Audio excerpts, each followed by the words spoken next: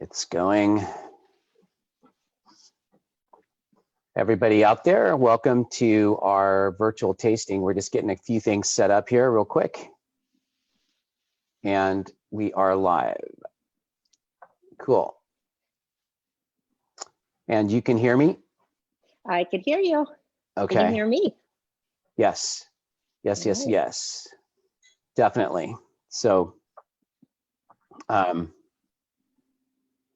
Okay, looks like everything's working. All We've got some more people. We've got some more people out there that we're waiting on.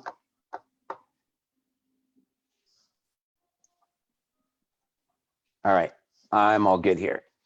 So let's see here. Who's here with us? We have got, starting with Ed Ferris, Judy, looks like Judy Cooper, Carrie Newley, Lauren's on, Lori, Marcy, Randy and Colleen, Robin, Susan Howe. Looks like we're waiting on a few more. Okay. So while we are waiting, Angela, you got your screen, looks like it's working okay. I can see you great. You can see me okay? Good. I can see you great. You're hovering over the tasting room. I am. I'm in my little, virtual chopper. My little virtual chopper, kind of just watching over the tasting room. Cool. All right. Someone else just joined. Looks like Tina just joined us. Welcome, Tina. Hey, Tina. As soon as everybody's on here, then we'll kind of just go over a couple of the ground rules and let everyone know how to participate. And hopefully everyone's got their wine open. Okay. I started already. Did you? All right. Mm-hmm. So while we're waiting for everybody to join in, we're going to start with the Chardonnay, the barrel fermented Chardonnay, 2017. And so everybody go ahead and just pour some of that in your glass. There you go. That's your cue. Start popping the bottles open. Hopefully everybody gave it a little bit of chill time. Yeah, mine's been in the refrigerator all day. So it looks like we've got a couple more people. So if you are watching us live on Facebook, we are actually doing a Zoom live tasting, virtual tasting with Findleton Estate, Findleton Vineyards. I always get that wrong, Angela. It's Findleton Estate and Vineyards. Yeah. And we've got Angela Cardinelli joining us. Cheers. So we're going Hi, to be, everybody.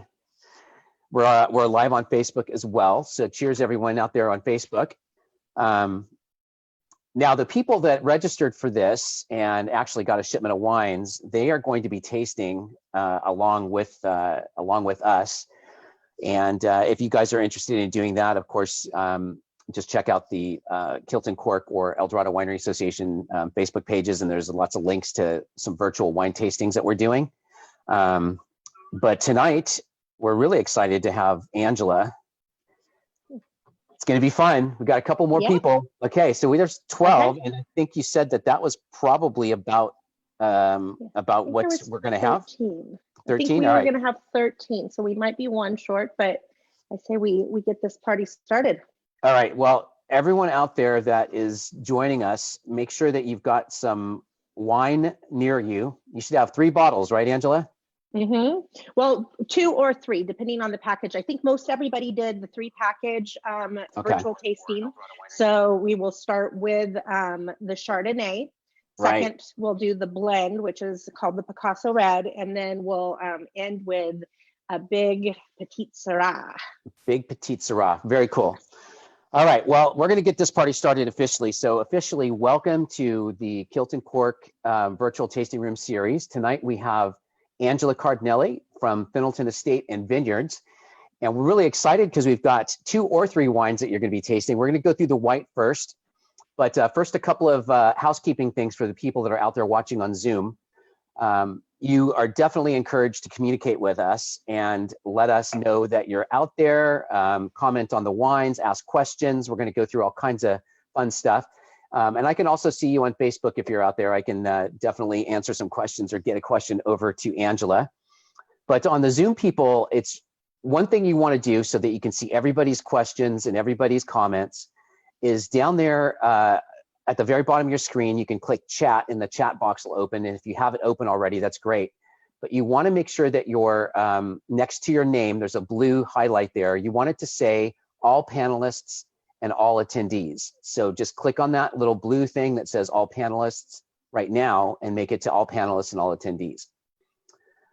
And that way other people can see what you're saying, and we can also see what you're doing there too. So the second thing I wanted to let all of our Zoomers know out there that are going to be tasting is there's a little button also at the bottom of your screen. If you go down, and it's a hand, it says raise your hand.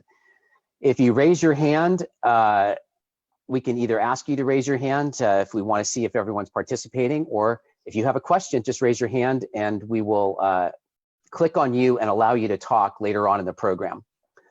The final thing for all you people out there Zooming is the Q&A at the bottom. You can also hit that, and that will allow you to put a question in there.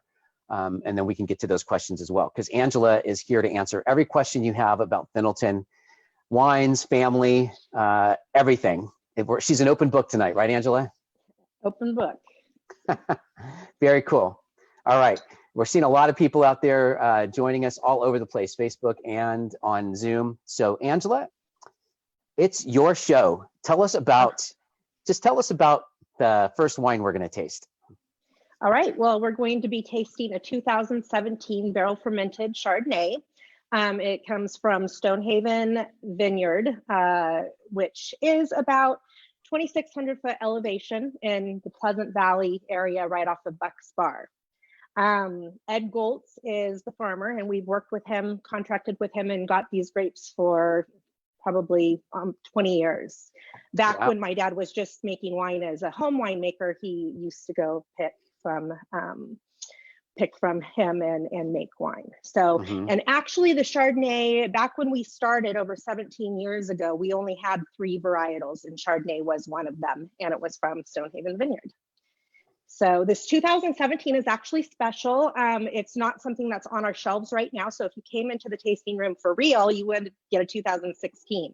So we're pulling out this new one to taste together for the very first time. So pour it in your glass. Raise your glass. Yeah. This is where everyone pours it in their glass, raises their glass, and takes our first sip of the night. It has just a huge, huge aromatics. Very nice. So would you categorize this one for people? I'm sure everyone out there that's drinking it, you get the buttery notes right off the bat. So you would consider this more along the lines of the buttery, oaky Chardonnays more than the stainless steel type? Well, oak gives a lot more character to the wine. So you get more of the vanillins, you get more of that creaminess. We're actually trying to discourage a really buttery Chardonnay, and we're trying to get back to more of the old world style, like in the Chablis fashion. We want something that's going to be food friendly, that isn't over the top. I think sometimes I have an expression that I always say that sometimes you drink a Chardonnay and it kind of holds your mouth hostage for a while. It's all you taste is all that butter and all of that cream. So this one's a little bit more toned down. We're trying to discourage the secondary malolactic fermentation, which gives it those butter notes. But you do definitely get nice creaminess. You do, yeah, and it's not like one of those other buttery Chardonnays that you can find. It definitely has the oak notes, the vanilla comes through too. So everyone out there tasting this, what are you guys getting in this? Tell us what you're tasting. What are you guys tasting? Yeah, tell us what you taste. We see it's so good. That's a good comment. It is very good. It's generally, with this avoiding the secondary fermentation, it's going to allow more fruit flavors to pull through and shine through, and you get kind of more of that fresh, crisp. You do get, the creaminess that goes around, especially on the finish, which is typical for Chardonnay. But keeping the alcohol, well, first of all, keeping the sugars down a little lower, picking before things get too ripe, that helps. We have a question about that. Someone is asking about, actually Sierra Wine Guy's asking how high is the alcohol in this, and then also how long was it barrel aged? Okay, so barrel fermented, barrel aged for about 10 months in neutral oak. And then as far as the alcohol, it's only 13%, which is really good. So that again is what we're striving for. My dad is, over the last few years, it's getting a little bit more, just more crisp, less buttery, more fresh, more food friendly, Chablis style Chardonnay. That is delicious. So and definitely more minerality. You don't, like a lot of times with the Chardonnays, they are so buttery, you get, just fruit and butter. And this one, you get kind of the mineral aspect to it as well. Right. It's nice. So food pairings, what would you suggest with this? Well, my favorite with the Chardonnay is traditional, more of the seafood. I love it with lobster. It's great with pasta, really good with salads. I have my pandemic pairings that we kind of were doing in this whole new avenue that we're embarking on. So I love shrimp cocktail. That's something that's easy. It's also great with cheese, like a triple cream brie on crackers is wonderful. And one of the things that I sent out to everybody and suggested was a little bit of popcorn, a little butter popcorn. Everybody has that in their pantry, right? So your pandemic pairing, if you're short on food, just have a little bit of popcorn and taste that. I love that, Angela. I love that. So when you sign up for one of these tastings and you get your tasting kit in the mail, she'll follow up with an email, and it had pandemic pairings, which I thought was a great idea, considering that not a lot of people are getting out to get the lobster and stuff right now. So yeah, sometimes we're going through our pantry trying to figure out, and it was fun trying to come up with some of these pairings because I was digging through the pantry, and popcorn's one of those things on those lists, and it actually is really nice with the Chardonnay. Smoked salmon would pair wonderful. It looks like we're getting some other comments on here. They say it tastes like pear. Judy says it's got a pear like flavor. That's amazing. Yeah, it has a lot of pear notes, Judy. I agree. A lot of pear, and it's kind of like that super ripe, creamy Bosc pear. So that's a good segue, pear, because pear is a fruit. Now, I'm not sure if pomegranate is a fruit. If you're out there listening or watching and you know the deal with a pomegranate, is it a fruit? What is it? But you have an interesting story about how your dad started his interest in wine, Angela. Oh, yeah, I do. Okay, so my dad's been making wine for a really, really long time. And back when he was 15 years old, my grandma and grandpa gave him a chemistry set for Christmas. And so he lived in the Heights, La Habra Heights down in Southern California, and he had a lot of fruit trees, including pomegranates. Okay. And so he thought he would use his chemistry set to start fermentations. And that's what he did. So he was 15 years old. 15. Okay. So he started fermenting when he was 15, and he used pear, he used peach, he used pomegranate. Pomegranate was his favorite. And that's how he started making wine. This is a picture here of my mom and dad. They were 16 at the time. And so dad had made pomegranate wine, and him and my mom drank it. And my mom got caught. She was busted, grounded. She was on like restriction for 2 weeks. And she said when she found this picture, this was the first time that she was allowed out of the house again after her restriction from drinking dad's pomegranate wine. Was this picture right here? This picture right here. That is. And then another funny so cool. thing with that picture was I showed my kids, and I was saying, Nana just got off groundation from drinking Papa's wine back when they were 16 years old. And my kids thought that door, it's funny, they didn't think like, oh, we look like Nana and Papa or anything like that. They just thought, oh, that looks like our front door. We should redo this picture.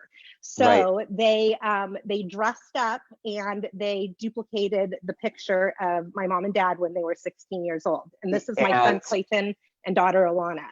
Do you have that pic? I do. All right, so on your left screen is mom and dad, Tom and Pam Findleton, and on the right is my daughter and son, Alana and Clayton. That's pretty cool. So they're grandkids. Kind of fun, huh? Yeah, that's very cool. That's really cool. That's a really good job. We've got some great comments, and I guess it is a fruit. We hear now that pomegranate is a fruit. So thank you out there for answering thank you. that. I always thought it was a fruit. I was confused when you said that. Well, I guess I'm not a fruit expert. So to me, a fruit's like an apple and a pear and a banana. I get that. I didn't know pomegranate. But it's kind of like a berry, right? I guess berries so. Are fruit. Yeah, it can be. So very cool, you guys. You're really interacting here, and I love it. Asking questions, getting some comments. They love the photos. We've got a lot more photos for you guys. One of the things we like to do when we do these is tell stories, and there's some really good stories with this family. Angela. Yeah, there is. Back to the whole winemaking, how my dad got started. So my grandparents never knew that he was using the chemistry set to be making wine at the beginning. A year later, because they got busted when mom drank too much of the pomegranate wine and got drunk and restricted. They found out that he was making the wine. I guess he was keeping it he had in his closet one of those little things that you pull up and you could go down under the house. That's where he was keeping the wine. And they found out, and then he got in trouble and it was confiscated. But before they threw it all out, they decided, my grandma had said, well, you should really try, and see what he's doing. And this was our investment. And they tried it and they liked it. And the story came out on our very first anniversary of having Findleton Estate Winery up here. We had a party, and my grandma and grandpa were both still alive at that time, and they told this story. My dad had never heard it either. Oh, no kidding. They told the story that they didn't confiscate the wine, and they actually kept it, and they enjoyed it. They were so back cool. in the time where they'd have cocktail hour every night, and they drank their son's wine. They enjoyed. Yeah. That's so cool. So listen, I had an idea. We're not going to move on yet, but what wine are we going to taste next? Are we going to go to the Picasso? Yeah, we're going to go to the Picasso Red. Okay, so is that something that's been released already in your tasting room? This has been released already. Okay, so if you're watching this out there in virtual land Facebook, and you do happen to have the Picasso Red from Findleton Estate and Vineyard handy, you guys are welcome to pop that open, because she's going to talk about that next. But before we do that, I have to ask you about this question. It sounds like your dad was a rebel. Yep. He rebelled back then, so rebel now. Yep. So this was, I'm not sure where they are here, but yeah, they have a Harley Davidson. He has a Harley Davidson, and sure. They did a lot of road trips. Gotcha. That's very cool. So I think it's a Road. Was it the Road King? He had a Road King. I think it was a Road King. Yeah. Very cool. Yeah, Marcy says they look a lot alike. Glasses. I know. Wait, who looks alike? I think she was. I think she was talking about the kids' picture. The pictures, yeah. Yeah, I think so. Yeah. Yeah, very cool. So you mentioned this wine is from the vineyard. What was the name of this vineyard again? Stonehaven Vineyard. And that's 20. The altitude was. It's about 2,600 foot altitude. So it's a high elevation grape. It gets a lot of the cooling, which the Chardonnay, loves. And Ed Goltz is the farmer. Okay. And he's right off of Buckspar Road. So it has a nice kind of, cool climate. It's right near the Consumnes River, so it gets a lot of the cooling off of the river. Sure. It seems like if you're going to grow chard in this county, you'd want to do that. You'd want to grow it at a higher altitude. Higher altitude, and you have the cooling, and it has, the vineyard is on a slope, and then it has the Consumnes River that goes through, and that's what it gets a lot of the cool from. Well, can I show? I see a question that says, can I show the label? Actually, that's the Petite Syrah. So we want. That is a Petite Syrah. I'm wrong. I am out of order. You got it? Yeah, this is the Picasso. So the label for the Picasso Red. Yep. So if you happen to have the Picasso Red and you want to crack it open, I think we're about ready to taste that. So it is a new vintage of the Picasso blend. We've done the Picasso blend for some time. It's always been Pinot, Mourvedre, and Grenache. This year, we switched it up a little bit. Actually, my sister Carrie Findleton, who is a winemaker, she decided, let's play around a little bit with the Syrah. So this 2017 vintage of the Picasso is a blend of the Pinot Noir. It's 36% Pinot Noir, 22% Grenache, and 22% Syrah. So it actually has quite a bit of Syrah in it, which really beefs it up. It's a little bit more medium. Picasso before was always lighter bodied. This is more medium bodied. It's more full, round, a little bit more robust in its mouth feel.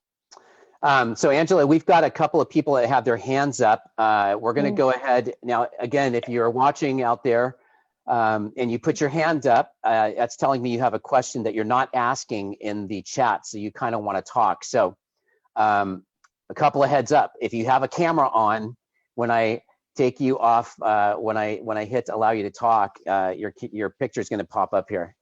So make sure your camera's off if you don't want to be on there. So let's see, Thomas Cardinelli. Does he want to talk? He wants to talk. Actually, Randy and Colleen have a question as well. So Randy, you guys, can you hear me? We unmuted our microphone. Are you there? Yes. Yep. We're here. All right. We wanted to say what fun this is. It's really, Angela, you're doing a great job. The pictures were amazing. And some of the early winemaking stories were even cooler. This sounds a lot like someone else I know. This is not Randy. This does not sound like Randy. It sounds like the cheers. Is this the Grinch? Hi Russ, hi Angela. You guys are doing a great job. Oh, cheers, you guys. Thanks. Cheers, guys. Thank you so much. Thank you. The red blend is great. Very cool. Yeah, it is. The Picasso is one of my favorites. Well, thank you guys for tuning in, and thank you for your excellent comments, you guys. Thank you so much. So I'll go ahead and just talk a little bit about this Picasso, but before I start, I kind of want to go back because I missed one talking point with just not just so much the Chardonnay, but with all wines. So you have blends, you have varietals that are shown as 100% varietal, and then you have something when single vineyards. The Chardonnay was a single vineyard Chardonnay. It's 100% Chardonnay. It came from one vineyard. That's not always the case. Sometimes you get wine from other vineyards, which is the case of this Picasso. This Picasso, it's Eldorado fruit, but it comes from two Eldorado County vineyards. So it comes from Martini and Stonehaven Vineyard, which is where the Chardonnay came from. So this is a double vineyard blend of those three wines. Excellent, excellent. Yeah, Marcy just said that her mom said that she likes the label pictures, and she told her that it's your mom that actually does that. That's very cool. Yes. So my dad is the winemaker, and my mom is the artist. So all of the art that you see on the bottles are hers. All of the paintings that we pick to represent the varietal are picked specifically for that varietal to tell a story of it or something about the family. This Picasso actually was, this was a fruit stand in China. Oh, wow. Yeah. And so I won't go, I'll be nice. Anyways, a fruit stand in China, and the picture is exactly like this. But then what my mom did is after she returned home, she painted bottles and then did a Picasso-like piece on each bottle. And that's why we call this the Picasso. That's so cool. It's beautiful too. Yeah. It is. It's very, very, very pretty. But so this wine, the blend of Pinot, Mourvedre, and Syrah, the Stonehaven Vineyard, like we said, about 2,600 foot, and then Martini Vineyard is again near the American River. So we have the Consumnes River, and then this one's American River. And that's where the Pinot comes from. That's in this, and that's the primary ingredient of this blend. Very cool. It looks like Randy and Colleen are saying they're tasting some cocoa essence with the Gruyere cheese.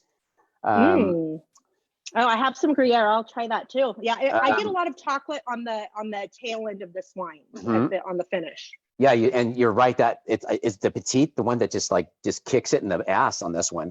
Yeah, it's that Syrah. So not petite Syrah, but Syrah. The Syrah. It really, yeah, it fattens it up, and it just does. really makes it a more bold wine. But it's super elegant, super smooth.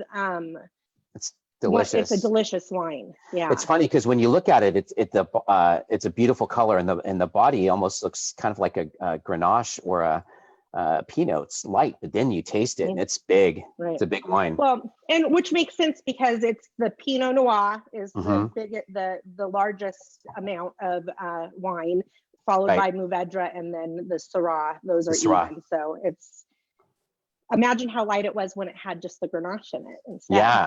Oh, I like your Grenache too, though. Your Grenache is great that you guys have there.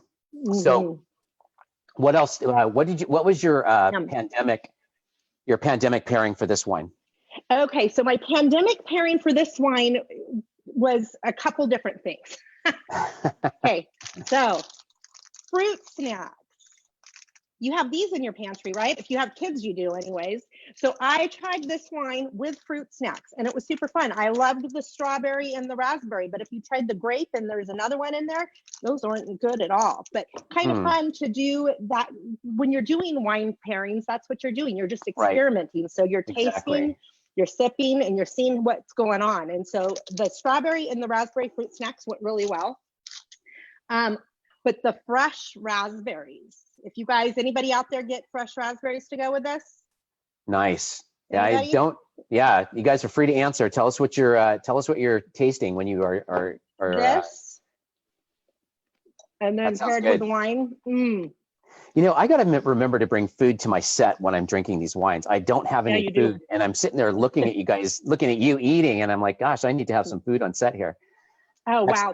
The raspberry just makes it just such, it brings out all that bright red fruit, and it's just absolutely delicious and an easy pairing.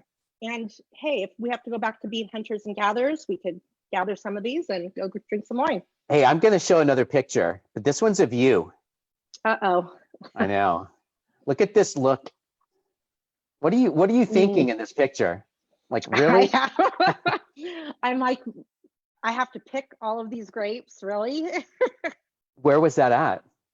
That was probably somewhere in Napa. So when I grew up in the Bay Area, and my dad made wine always as a hobbyist. So I've been crushing grapes since I could stand. He'd put me in the food grade garbage can and let me go to town.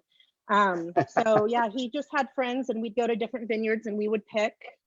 And I have no idea. I'm not sure where that's at at all. That's boy, so cool. What a look. That's cool. That's embarrassing. Well, hey, you know, you gave it to me. That was my mom. Oh, your mom.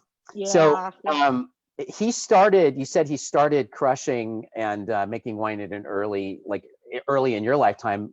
So this is when he was doing some home wine making, you said? Yeah, I believe that's at our property, and that was when we moved here to El Dorado County. He got more into the winemaking, and he joined the Home Winemakers Association. He and my mom, and they just got really, really into making a lot more wines than they did before in the Bay Area. Wow. And it was that's why we moved here. It was their dream to come out here and open actually a bed and breakfast, and then serve their wines and that kind of thing. But then it turned out we opened up a whole winery. Yes, you did. So everybody out there, if you are watching on Facebook, welcome again. We are tasting some Findleton wines, Findleton Estate and Vineyard wines, and we are on our second wine, which is the Picasso Red, and it's absolutely delicious. It is, and it's super layered. It's such a complex wine. You really could taste. You could taste the Pinot, and you could taste the Mourvedre, and you could taste the Syrah in this wine. And I'll show this. It's one of those that just, you just really slowly sip and enjoy, and just kind of dissect it. It's a good one for practicing. It is picking out different nuances and just educating your palate. Right. It's definitely a delicious wine. So if you're out there, it looks like it's Ed says white cheddar cheese goes well with it. That's great. And then it looks like I'm going to taste the Gruyere. Carrie is telling us that her pandemic pairing is a blend of Swiss cheese and Costco fruit snacks. There you go.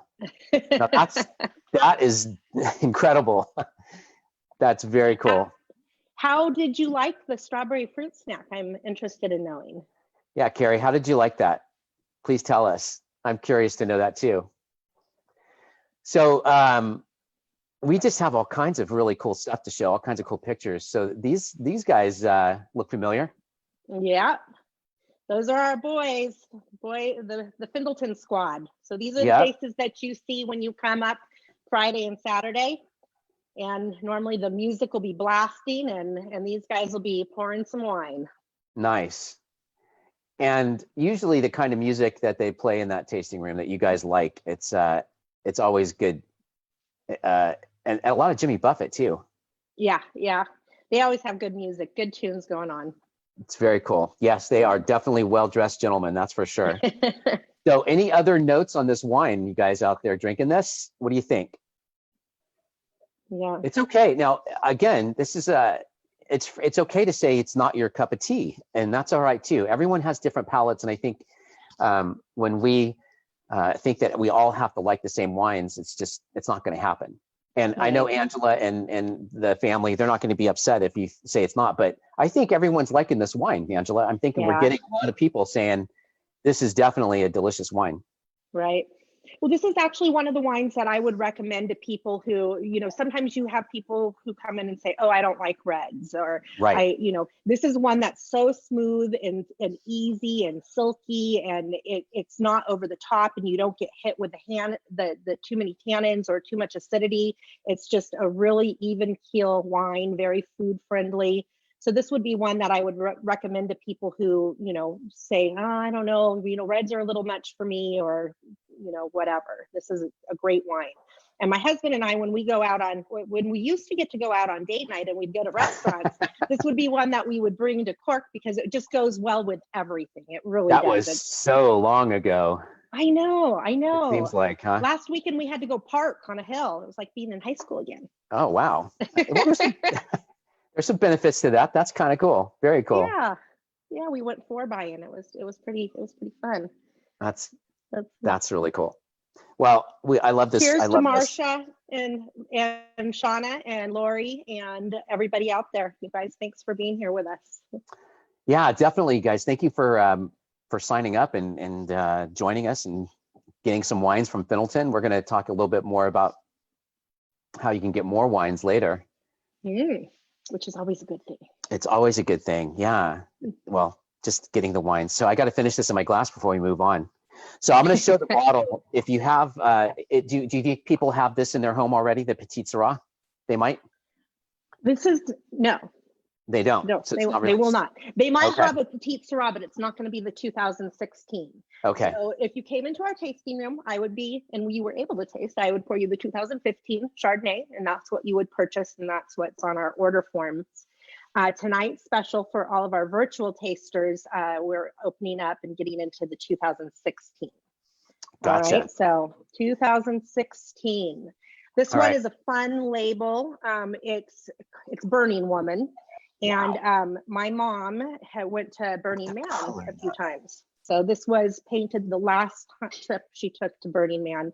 And we picked this for the label of this wine because you can see that. Yeah. It's cool. Yeah. You can see the Burning Man in the background there. Mm-hmm. And when you think of Petite Syrah, what do you guys think of? When you think of Petite Syrah, you think a light wine, a big wine? It's let's see what everyone says out there. What do you guys think when you think Petite Syrah? What are some characteristics? Because I can tell you, look at this. It's you can't even see through it. Oh yeah. So I call this our bad boy. It's a beast. It's just dark. It is so bold.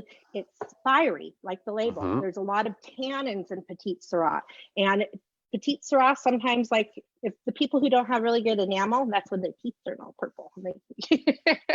So they've got the purple teeth going on because it just sticks. It's like, it's solid. You can't put anything, it's so the solution of the wine is so saturated, you cannot get anything more. And that's why sometimes Petite Syrahs will feel kind of inky and grainy. This one, you do not get that inky, grainy feel to it, but you could see the inky, dark color. If you held this over a white piece of paper and tried to read through it, you would not be able to see anything through it. It's just super dark, big, bold, and fiery. Yeah, that nose is just beautiful on this. I wish you could smell this if you don't have it in your glass. So yeah, has everybody poured the Petite Syrah? We'll give them a few more seconds here. Okay.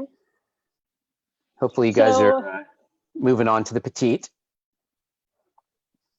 So I learned something new about this wine in talking with my dad, Tom Findleton, the winemaker.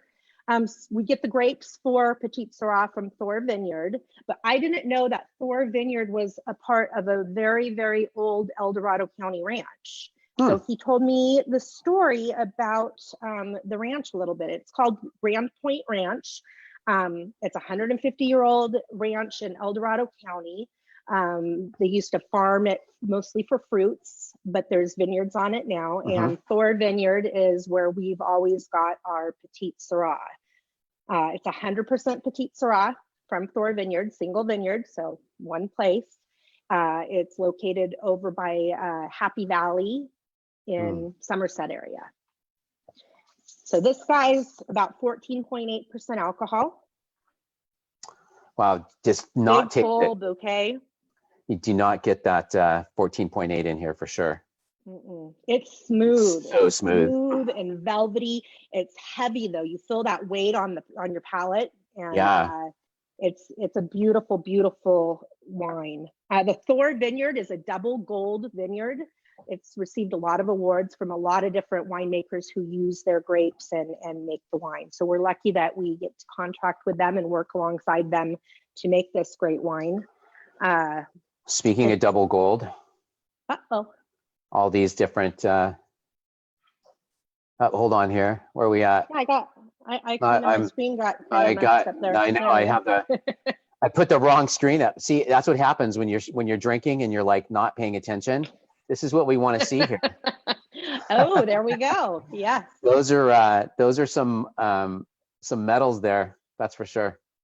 Yep. We've won lots of awards with our wines. My dad is an amazing winemaker, and this Petite Syrah, not this current vintage year because it's brand new, so it hasn't gone to competition yet, and hopefully it will, and we can, get some awards from it. Hopefully people will be able to gather again and taste and do judging. But in the past, we've received several double golds for our Petite Syrah at El Dorado, Amador, and at California State Fair. It's delicious. And we're getting some comments out there that that Pam and Tom are America's best couple. Judy says that it's a big wine. It's just delicious and would go well with red meat and fish, or for her with a pasta, it would be great also. Definitely agree with that. Kudos. Yeah, this is a great wine. Okay, so my pandemic pairing for this wine, I had so much fun with. I'm thinking, what can I pair this with? And it just came into my head. I wonder how it'd go with barbecue chips. And I'm not much of a chip eater, but when I do eat chips, I do like barbecue chips. So I went out and I bought a bag of chips, and then of course I had to open up the wine and do work. And so I did. And so the correct way to do pairings is you always want to taste the wine first. You don't want anything to obstruct what you're tasting in the wine. And then you introduce the food and you see how the food made the wine change. Did it make the wine better? Did it make the wine worse? Did it not really do anything? It was just, it goes. And the barbecue chip. Oh, here's my dog. Hello, everybody. This is Annie. Come on, Annie. You got to get over a little bit more. This is Annie, the wine dog. All right, thank you. Annie, so the anyways, wine. Take a sip of the Petite Syrah. And anybody out there who got barbecue chips as well, then go ahead and take a bite of the chip.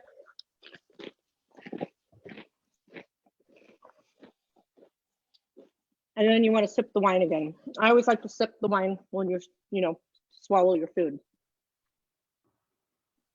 Now I really want some chips. I told you to get some chips. I know you did. I just didn't go out. I didn't go out into the madness out there. I don't have a mask. Now we have to wear masks. You know what? It was weird because I had to go to the store yesterday, and it was just kind of normal shopping experience and not very many people with masks. And today I had to go get the chips, and everybody was in a mask. And I worked all day yesterday, so I thought, oh my goodness, I must have missed something because I was the only one, and I felt really bad. And so I had my vest when I was trying to zip up and be all good.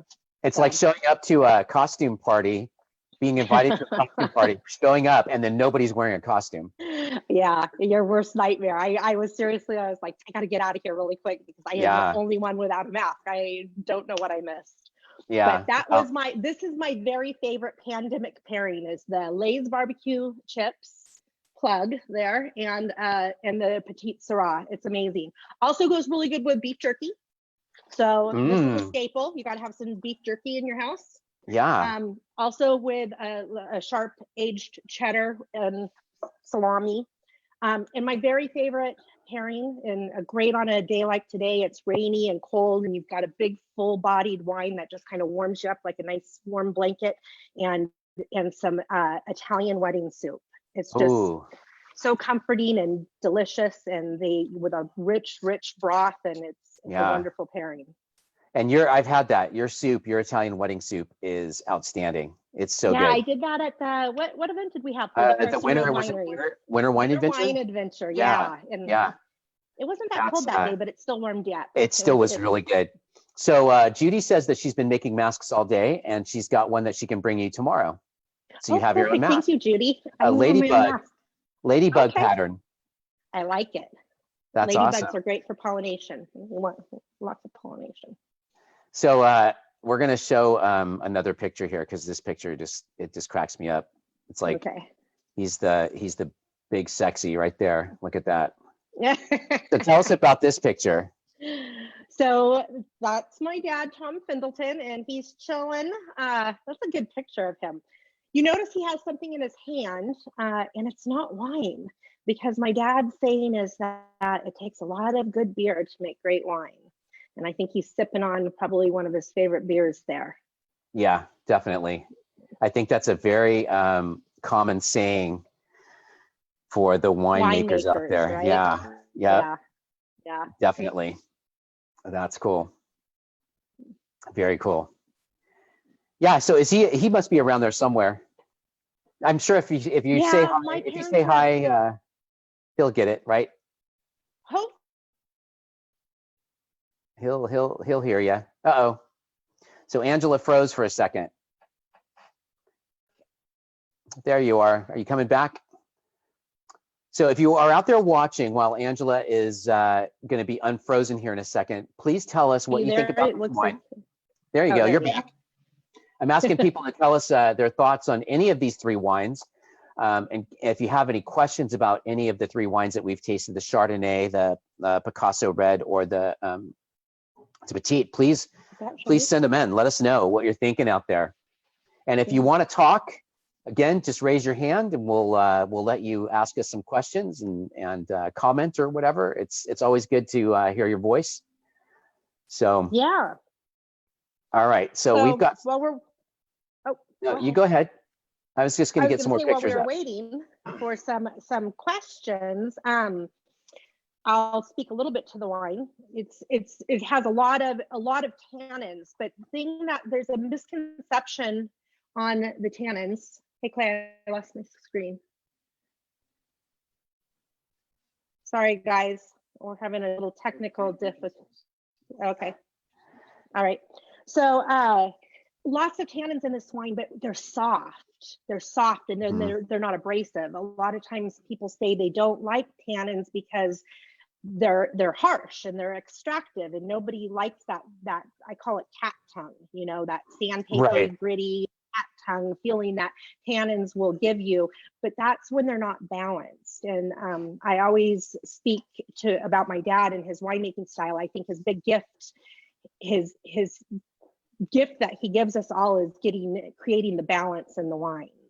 And Petite Syrah is a prime example. I mean, if you go and you just buy a few different Petite Syrahs and just try them all, you're going to find, you know, the grittiness or that extractive note after you taste it and your tongue gets all dried out. And this is balanced, but it's super tannic. So I'll have people come into the tasting room all the time and they'll say, I don't like tannic wines. And I'll say, well, let's just try this one. And they'll love this and end up purchasing it and taking it home.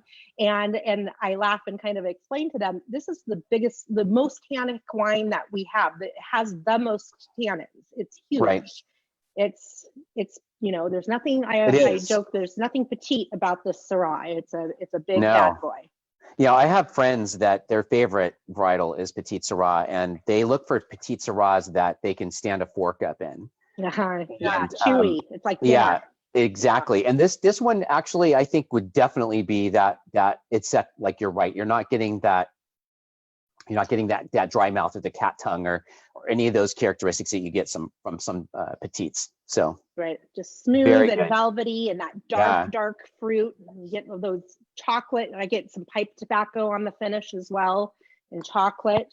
So this one, again, if you were just joining us, this has not been released yet. So the people that are tasting this right now for the first time are the people that are on our virtual tasting here on Zoom. And otherwise, you can go to the tasting room and pick this up this weekend.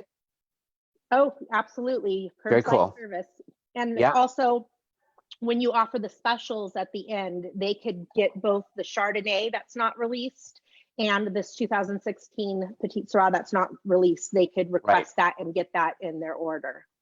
Very cool. Yeah, we're gonna talk about those here in a second. So again, you guys, we're getting through the wines and talking about these wines. If you have any more questions, please put them in the chat. If you're on Facebook and you have more questions, please put those out there and we'll get them to Angela. You can always raise your hand if you happen to be on with us in the Zoom meeting. We love hearing your voice. We love hearing you. We have a really kind of funny comment out there that this one's very smooth. Michael says that Michael and Beverly House, they're on Facebook, but he says sometimes he likes a wine that folds his teeth back. Does the Petite Syrah do that for you? So Michael, does that Petite Syrah, does it fold your teeth back? I've never heard that expression, by the way. So that's a new one for me. That's too funny. A teeth folder.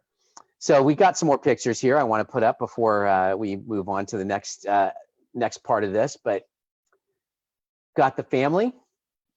We've got part of the family here, yes.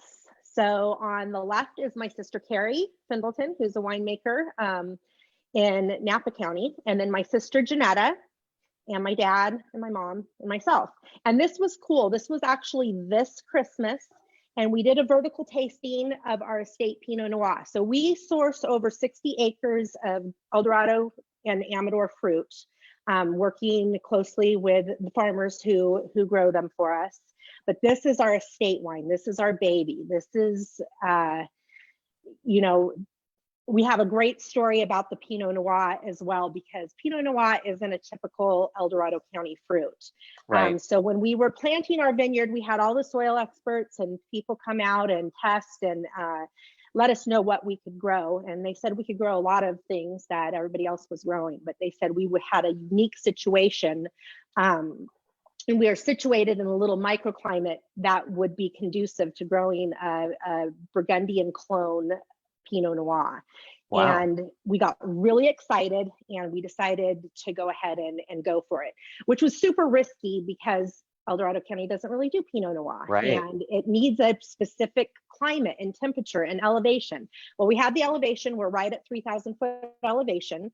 And the vineyard is situated with the mountains all around. So it would get the cooling from the mountains. And it also has Weber Creek that goes through the vineyard. So we'd get the cooling off of the creek.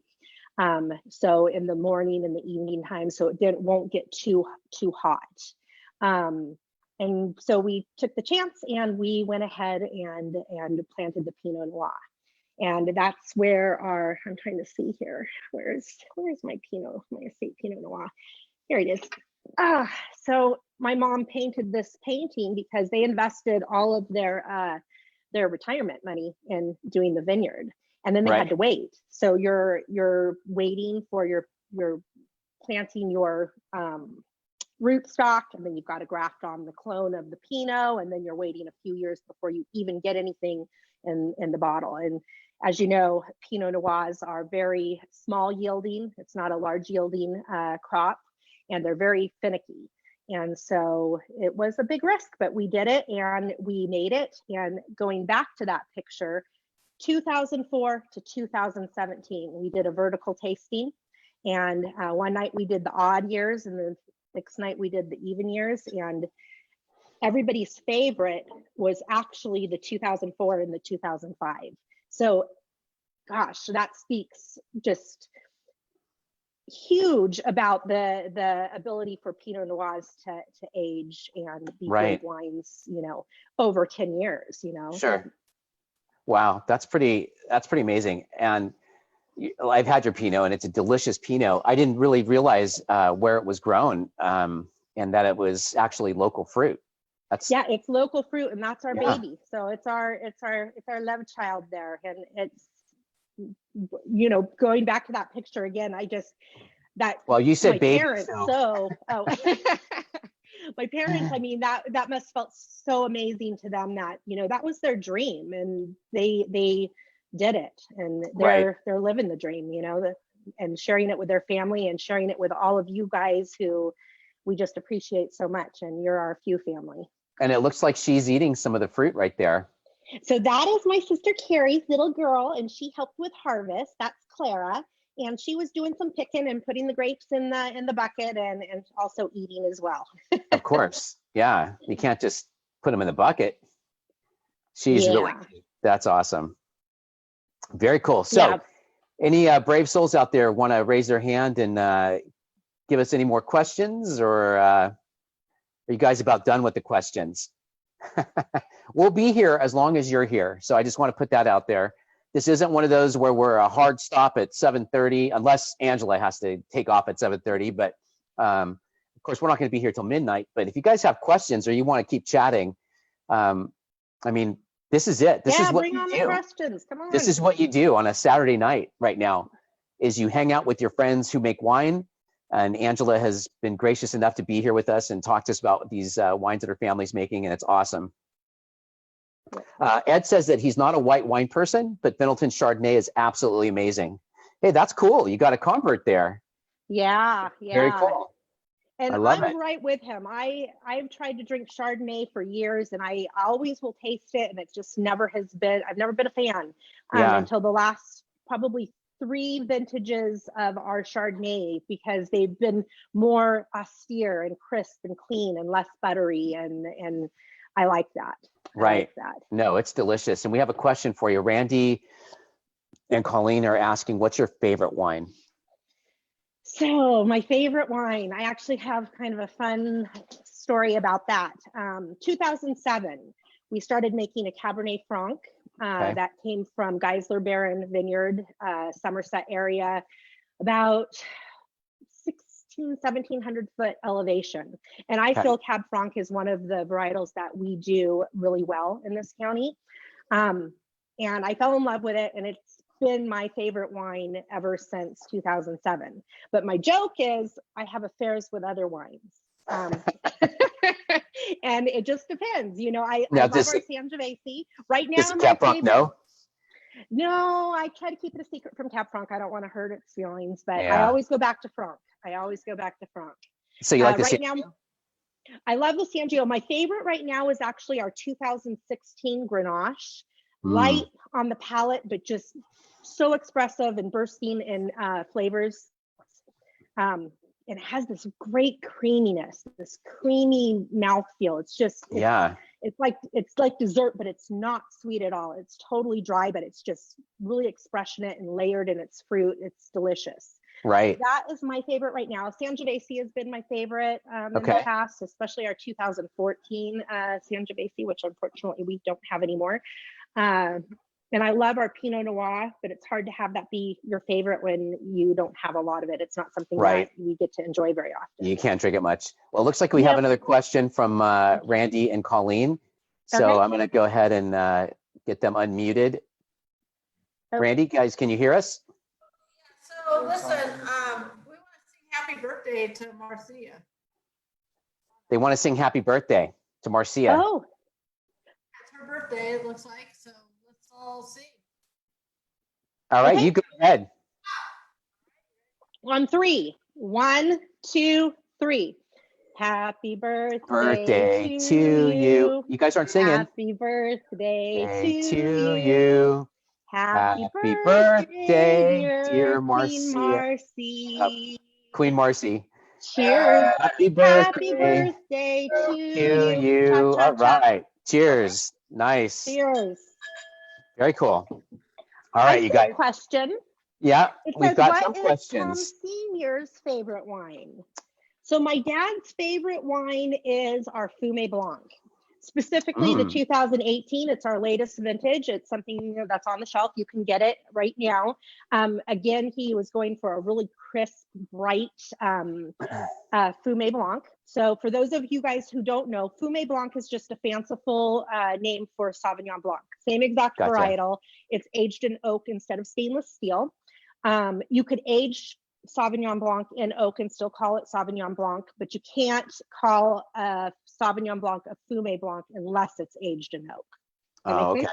It does. So yeah. the oak gives it a little bit more weight, a little bit more body and mouthfeel, a little more vanillins, and the 2018 is his absolute favorite. He said you should always have a glass of 2018 before you start any meal. It's a bright, crisp palate cleanser. It's just easy, and he learned from the best. Robert Mondavi had a glass of Fumé Blanc every night since he started. He's the guy who coined that term, Fumé Blanc, back in the 70s. So we have some people that probably want to be jumping off here in a second, but before you do, I want to make sure that you talk about the specials that you guys have going on for the people that are watching tonight. Okay. So why don't you tell them about it? All right. So specials for our wine club members, whatever your wine club discount is with us, which you guys know, you can get 10% extra off. So whatever number you bought in for Wine Club, you get an additional 10% off of your order of the 4 wines that you choose. And for non-Wine Club members, you can be a Wine Club member and take 4 bottles of wine. You could take the 3 that we did tonight, or try some other ones, or say, Angela, just put together things that you think that I might like, and I will send you 4 wines for the Wine Club price of $64. Plus tax, it comes to $68.64. Wow, that's an awesome discount. And then for the rest of the week, there we go. Yeah, so the rest of the week, you could order Wine Club at the Wine Club price, or what did we say? No, I can't remember what the deal was, Russ. I think it was 4 bottles or more. Order 4 bottles or more, and you get $1 shipping. That's what it is. Okay, so 4 bottles, any 4 bottles you want, and or more. It's $1 shipping or more, so, of course. Yeah, it behooves you to get a case. Yes, definitely. Yes, definitely. Especially when you don't know how long you're going to be in your house for. Better be safe that's than right. sorry, right? That's right. So we have some more questions here. Okay. It says, Marcy says, so is it 3 girls or are there more siblings? So there's 3 girls and 2 boys. So there's 5 of us all together. And my sister, so on the far left was my sister, Carrie, who's a winemaker in Napa. And then my sister, who's to the left of my dad, she takes all of my mom's art, all of the art that you see behind me, and she gets it label ready. So she does all of the stuff with TBT. She does all of the digital graphic art to get everything label ready and sends off for the labels. And so it's really a family affair with us. We all pitch in and we all do things to make this winery what it is. That's very cool. And then we have another question about the difference between French style and Italian style. Carrie was asking, that could be a long answer on that one. The difference between French style and Italian style wines. Well, that's a really difficult question. I mean, you've got French varietals and you've got Italian varietals, which is pretty clear. But French style versus Italian style, I mean, that's kind of American style. I mean, it's really individual, up to the winemaker, I would think. Yeah, I think I agree. You know, French though, I mean, there's a lot of things. That's a really long-winded. You could speak to in answering that question in a lot of different ways. Like America, we talk, our wines are the varietal name. In France, it's the region. It's a Burgundy or it's a Bordeaux, or they don't call it by the varietal names. In Italy, they do call it more on the varietal names, but they also have a lot of specifications with their wine, you know, to be like a Chianti, it has to adhere to certain rules. It has to have so much it has to be, I think, 70% Sangiovese, and then you could kind of finagle other things in there. And they're doing like the super Chiantis and super Tuscans now, where they're actually adding the Cabernet Sauvignons and the Syrahs and those big bolder wines to them. But I mean, as far as the style, I think style is just, it's your style. It's the individual mark of the winemaker and what they're bringing to their wines. Right. Very cool. That's a good answer. I like it. We've got Ed. Ed's going to answer, he's got a question. We're going to put Ed on here in a second. I just wanted to point out real quick before we cut over to Ed, I just going to talk about, if you've really enjoyed this evening with us, with Angela and Findleton Wines, we've got a couple of more coming up. I should say a few more. You see the Findleton here. Madronia is next. They're going to be Tuesday. Mike Owen, who I suspect is out there listening to us right now at Crystal Basin Cellars, they're going to be April 8th. And of course, Bumgardner is doing 2 more on Friday, April 10th and April 17th. And then we have Skinner coming up on April 18th. And you can go directly to Kilt&Cork.com, or you can go to my Facebook page at Kilt&Cork, or you can just go right to any of these wineries and you can get the tasting kits. And we also have Via Romano coming up also on the little bit, I think it's a little bit after the 18th, but we've got Via Romano coming up, which is going to be very cool too. So hopefully you guys have enjoyed tonight. We still have some questions we're going to get to before we sign off. We're going to put Ed on, we're going to take him off mute, Angela. Ed's going to talk to us. Awesome. Right. Hey, Ed. Can you hear us, Ed? Let's see, Ed, Ed, there you go. Let's see. Unmute. There he goes. Can you hear us? Oh.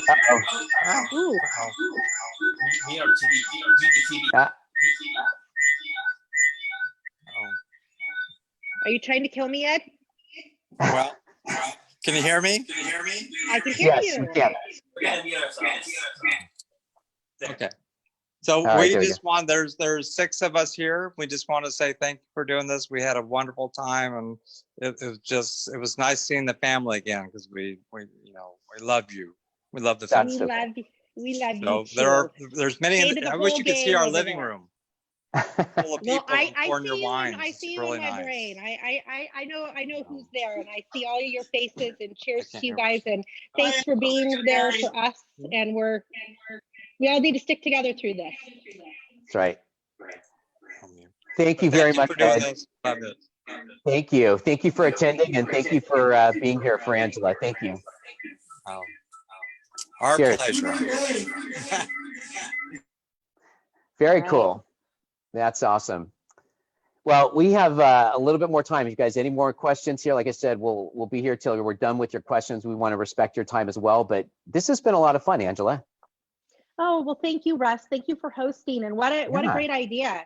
I mean, a little story about, I hope I'm speaking correctly, but this was kind of your brainchild before this pandemic happened, and you had been, behind the scenes working to do something like this even before we needed it. So it was really cool how it just kind of came together, and with Bumgarner's last week, and we're just kind of floating into this new unexplored, uncharted territory, and we don't really know what's happening, but it's really nice to be able to come together, even virtually, virtual hugs to everybody, and be able to enjoy wine and talk about it and answer questions. And it's kind of neat because you just don't know, each one's going to be different, because it's all up to you guys, our guests, what you're going to come and what you're bringing to the table, and how we could respond and answer and have conversation and enjoy wine and talking, you know, this way until we could all be together again.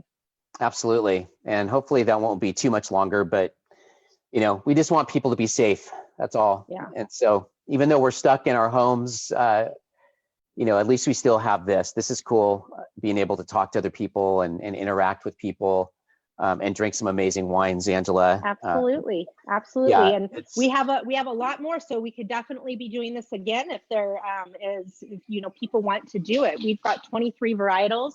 We have more whites, I think, than anybody in the area, and we could see Russ hovering over the tasting room. Yeah, there you go. Yeah, this is I'm outside of their tasting room. Little, yeah, it's pretty cool. Chair. It is. It's pretty cool. I like your I like this. It's kind of cool to have this background. But yeah, we certainly can. If you guys have any interest in doing another Findleton, please let Angela know. Let her know that you guys would like to do another one, and we could definitely get it scheduled. And you know, honestly, it's Saturday night right now, but I don't know for you out there, but it's kind of the same for me right now. It's there. I don't even know what day it is. Most people don't know what day it is, just because they kind of all run together. With especially if you work from home now. Yeah. So I know you have to go to the tasting room still, Angela. So it's not quite the same. Yeah, but it's the days different. I just know Friday through Sunday I need to be here. So yeah, exactly. It's been great seeing people pull up, and you know, we're respecting the social distancing and doing curbside pickups and purchases, but it's nice to be able to see people's faces and wave from a distance, and it's different, but I'm thankful that I get to be here and do this. Yeah, definitely. And we're thankful too, because it was delicious, outstanding wine tonight. Great job. Great job picking the wines for this. So yeah, well, we'll say a final cheers to Tom and Pam Findleton, which I've got to get some wine in my glass. Oh, you got to get some wine in your glass. All right. Yeah, there we go. Absolutely. There. You know, thank you for this wine, and thank you for all of our people who joined us in this tasting. I really appreciate all of you, and hopefully this is something we can do again, and we'll have more shop and enjoy more wine and have some more pandemic pairings. Definitely. The pandemic pairings, that's going to stick around for a while, you guys. Thank you so much again for joining us. My name is Russ Reyes from Kilt&Cork. You can find me on Facebook and Instagram at Kilt&Cork, or online at kiltandcork.com. And of course, you can find Findleton. You tell them where to find you, Angela, online. So our website is finzenwines.com. And you could leave virtual tastings or sales orders, all of those things. We're also on Instagram and Facebook and Twitter. So yeah, Findleton Estate Winery. So you could get a hold of us any of those places. Excellent. And don't forget about those specials. So if you want to order that wine, you have till midnight tonight to get some of these wines we drank, and get them out to you. And then of course you've got the week if you just want to get something for $1 shipping. So Angela, thank you so much for joining me tonight. Thank you, Russ. This was really fun. Awesome. And again, thanks to everybody else. Absolutely. You guys have a safe weekend, safe night, stay inside, and cheers for joining us tonight. We'll see you next time.